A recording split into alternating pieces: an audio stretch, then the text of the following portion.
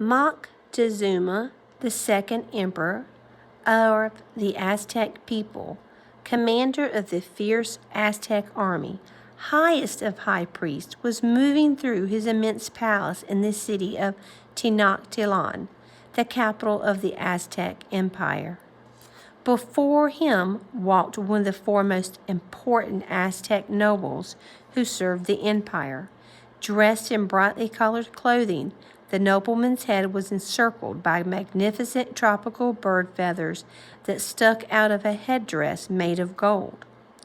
The fancily dressed nobleman led the way through the halls of the palace toward the throne room, passing one of the enormous dining halls and turning down a corridor running between two large libraries. Far behind, in the gigantic palace, lay hundreds of bedrooms, including the great emperor's, where the bed sheets would be slept upon just once and then thrown away. Behind him, the nobleman heard the steady slapping of the emperor's golden sandals upon the floor and the swishing of the leaves as nobles fanned the emperor's body to keep him cool as he walked.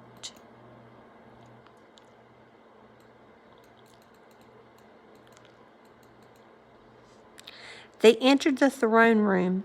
It was more than half full already, with men and women looking down silently, for they knew that the emperor was approaching and no one was allowed to look at the emperor's face. Those who were wearing shoes had already slipped out of them, for they knew they must take them off in Emperor Moctezuma's presence. To break any of these rules would have seemed unthinkable to the Aztec, for everyone knew it would mean death to the lawbreaker. The feathered nobleman stopped as he approached the throne, standing aside and turned his eyes downward as Moctezuma walked forward and sat down upon his jeweled throne. Moctezuma was a man whose wealth could not even be measured. In his palace were entire rooms filled with gold and silver, and everything from fabulous hand-carved jewelry to masks. Now another of the emperor's noblemen spoke. "O speaker," he began. This was the emperor's most important title, for it meant that it was he who was thought to speak to the gods in order to keep them on the side of the Aztec. "Today there are lords here from the eastern part of your empire. They come to pay their respect to you, but also to bring more details of the strangers who come from the east." The nobleman brought the lords forward. The emperor said, "We have reports of strangers riding upon huge deer. What have you seen with your own eyes, and what have you heard?" Now the oldest of the visiting lords, forcing himself not to look upward upon Moctezuma's face, told the emperor, "I too have seen these men, but now their leader has done something we do not understand. He has ordered his people to burn the wooden ships at sea. They are now camped on the shore with the deer." Moctezuma was giving his full attention to the man's words. Then he turned to the snake woman, who stood beside his throne. Oddly, the snake woman, the second most important person in the government, was not a woman at all, but a man.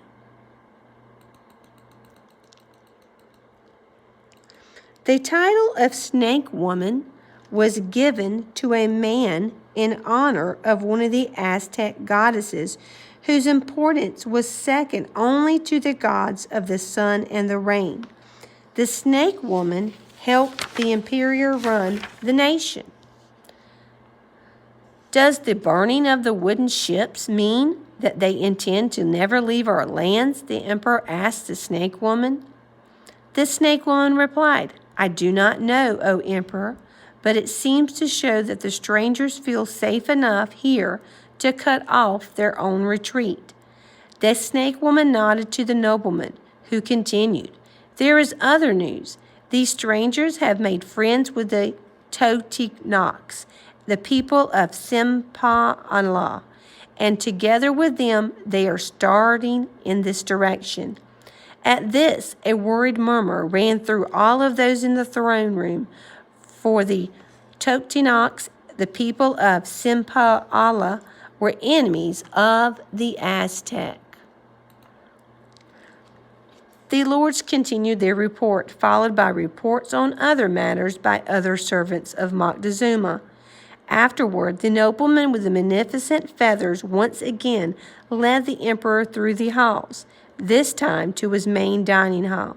There, Moctezuma and hundreds of his nobles sat down to a feast, eating off beautiful plates that were given away after just one use.